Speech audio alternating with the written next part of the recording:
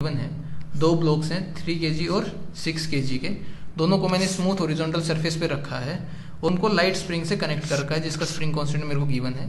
Initially spring मेरी unstretched है और जो वेलोसिटी दी हुई है 1 मीटर पर सेकंड और 2 मीटर पर सेकंड वो इम्पार्ट की हुई है, तो मैक्सिमम एक्सटेंशन पूछा हुआ है। ठीक है, एक बात जो यहाँ पे हम नोटिस कर सकते हैं वो है कि एफ एक्सटर्नल सिस्टम पे 0 है क्योंकि इसे स्प्रिंग फोर्स है, तो जो मेरा मोमेंटम रहेगा वो कंजर्व्ड रहेगा। ठीक है, अब देखो ध्यान से होगा क्या, जैसे ही दोनों के पास वेलोसिटी आ जाएगी तो दोनों स्प्रिंग को एक्सटेंड करेंगे, यानी स्प्रिंग एक्सटेंड होगा। अब मान लो कि इसकी वेलोसिटी हो जाती है 0 और इसके पास वेलोसिटी हो जाती है v डैश। जो v डैश है जैसे ही एक्सटेंशन होगा तो दोनों के ऊपर इधर फोर्स लगना शुरू होगा, जो v डैश है वो कम रहेगा 2 से। ठीक है, ये तो हमें पता है क्योंकि इधर उसका डिसेलरेशन हो रहा है।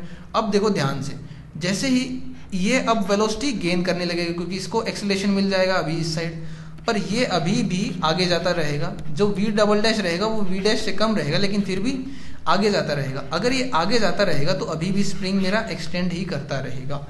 अब एक टाइम आएगा जब दोनों सेम वेलोसिटी पे हो जाएंगे, उसके बाद क्या होगा, इसकी वेलोसिटी और कम होगी और इसकी वेलोसिटी बढ़ेगी। मतलब इसकी वेलोसिटी अगर बढ़ेगी तो ये स्प्रिंग को कॉन्ट्रैक्ट करेगा, जो हमारी स्प्रिंग है दोनों के बीच की उसको ये कॉन्ट्रैक्ट करेगा और ये वाला भी कॉन्ट्रैक्ट करने लगेगी, स्पीड कम हो जाएगी। अब जैसे ही दोनों की स्पीड कॉमन है तो मैक्सिमम एक्सटेंशन है मेरा। तो मैक्सिमम एक्सटेंशन जो इसने केस पूछा हुआ है वो कब आएगा, जब दोनों की वेलोसिटी कॉमन रहेगी मेरे पास। ठीक है, अब देखो ध्यान से, मोमेंटम इनिशियली कितना है, मोमेंटम इनिशियली है 6 × 2 - 3 × 1 9।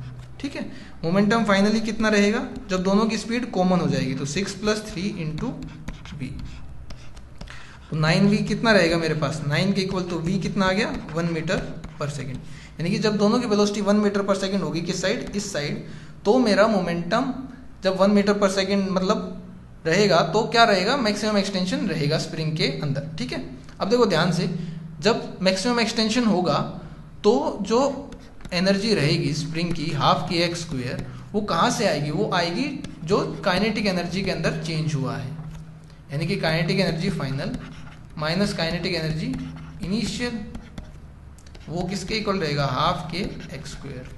ठीक है, तो k की वैल्यू है 200/2 × x², वो किसके इक्वल रहेगा, इनिशियली काइनेटिक एनर्जी कितनी है, ½ × m, 6 × 4 - ½ × 3 × 1, ये कितनी है kinetic energy initial, minus final कितनी है, ½ × 6 की वेलोसिटी भी 1 है और 3 की वेलोसिटी भी 1 है, तो इससे ये कट जाएगा और यहाँ से मेरे पास x² की वैल्यू आ जाएगी, यहाँ से 100, तो x² की वैल्यू आ जाएगी 9/100 और सोल्व करेंगे तो x कितना आ जाएगा 3/10 मीटर और x = 30 सेंटीमीटर, यानी 30 सेंटीमीटर मेरे पास मैक्सिमम एक्सटेंशन रहेगा स्प्रिंग के अंदर।